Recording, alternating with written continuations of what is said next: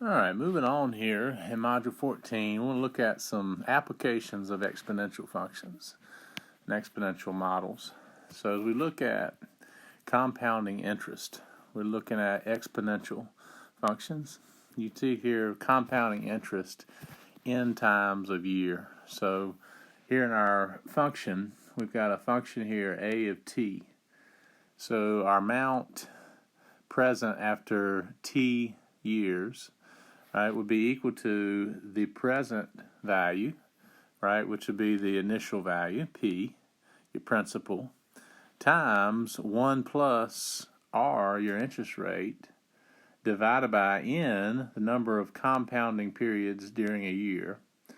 So, for example, if you're doing it semi-annually, N would be 2. If you're doing it quarterly, N would be 4. All right, raised to a power of N times T. Number of compounding periods in times the amount of years you're going to leave it in the bank, right? You're compounding your interest.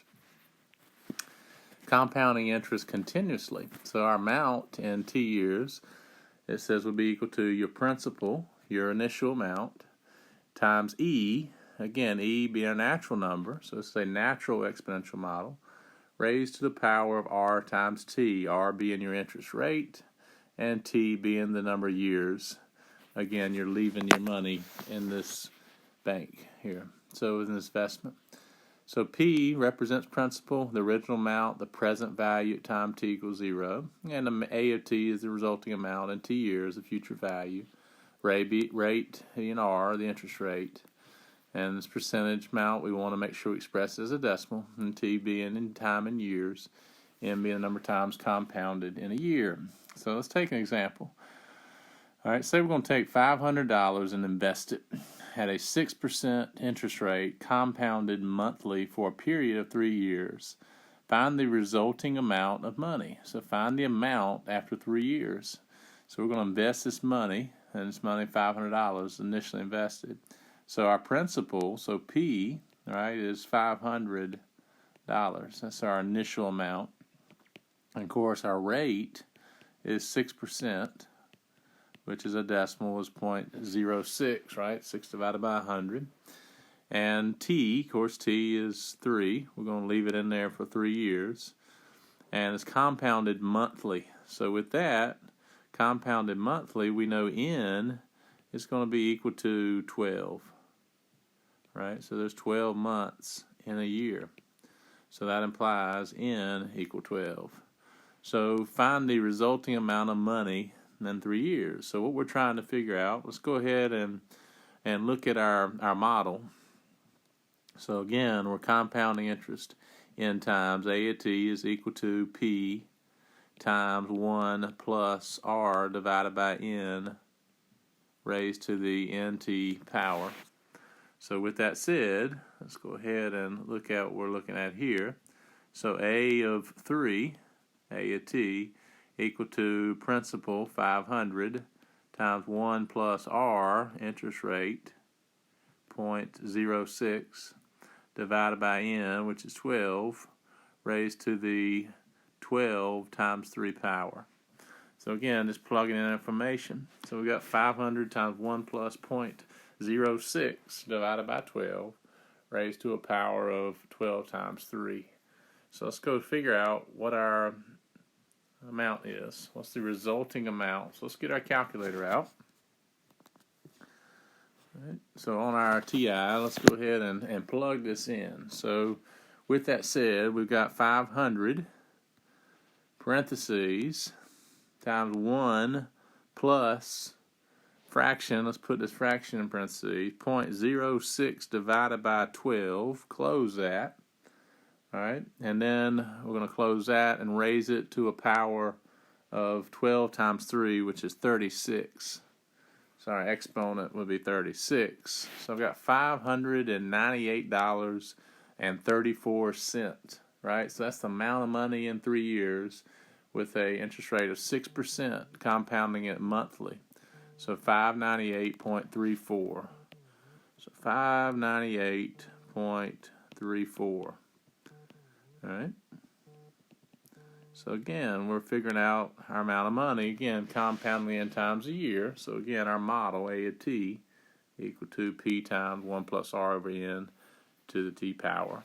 All right, let's do another one. Number 2 says find the principal needed.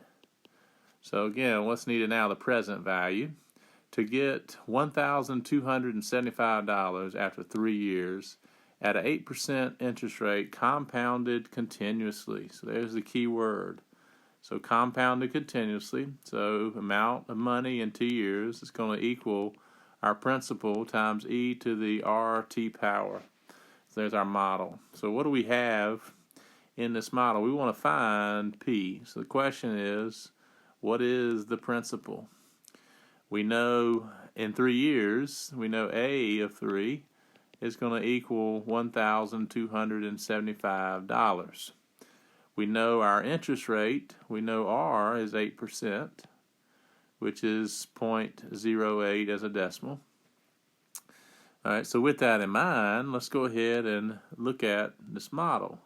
So A of t, so again, the amount of money in t years equal to P times e to the RT.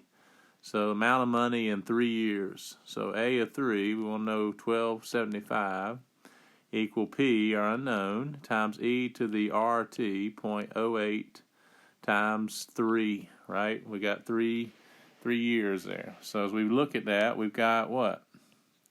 We've got a equation with one variable being P. So let's go ahead and look at solving for P.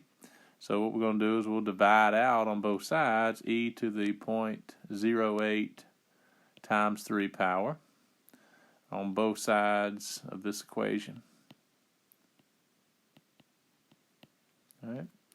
And then we'll have our answer. So what does principal equal? What's 1275 divided by e to the 0.08 times 3 power? So let's go put that in our calculator. All right, so we'll type that in together. Let's pull our TI up. All right, and we'll go ahead and type this in. So 1275 divided by E, so again, second ln, there's our E key, 0.08 times 3. Right. So there it is, 1275 divided by E to 0.08 times 3. $1,002.95. $1,002.95. $1,002.95.